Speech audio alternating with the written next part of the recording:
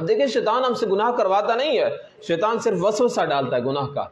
شیطان ہم سے نیکی چھڑواتا نہیں ہے، شیطان صرف وسوسہ ڈالتا ہے، بس سوئے رہو سوئے رہو. جیسے کہ حدیث شریف کے اندر آتا ہے فجر کی نماز کا جب وقت ہوتا ہے تو شیطان انسان کو کیا کرتا ہے، چابی کرتا ہے اس کے پاؤں کی، جب ایسا جب مروڑے نے شیورٹنگ گئی.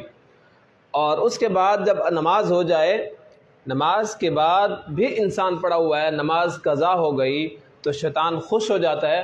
اور حدیث کے اندر ایک لفظ آتا ہے کہ شیطان اس کے کان میں پیشاب کر کے پھر چلا جاتا ہے.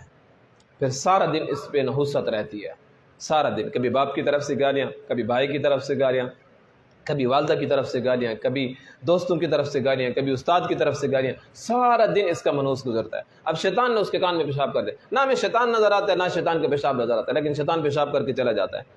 اب دیکھیں شیطان نے یوں تو نہیں کہا نا کہ تم نماز نہ پڑھو، شیطان نے وسوسہ ڈالا، سوئے رہو ابھی سویر ہے، ابھی ٹھنڈی ہوا چل رہی ہے، نیند تو تجھے ابھی آ رہی ہے.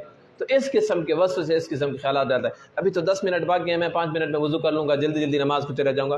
اس قسم کے وسوسے آتے ہیں نا تو شیطان وسوسے ڈالتا ہے. شیطان نے کبھی ہمارے ہاتھ سے نہیں پکڑا کہ تم نماز کو نہ جاؤ، کبھی ہمارے راستے پر دیوار نہیں ڈالی کہ تم نہ جاؤ تمہارا راستہ روکتا ہوں، کبھی مشین گن اٹھا کر ہمارے سامنے نہیں آیا کہ نماز نہ پڑھو ورنہ مار دوں گا.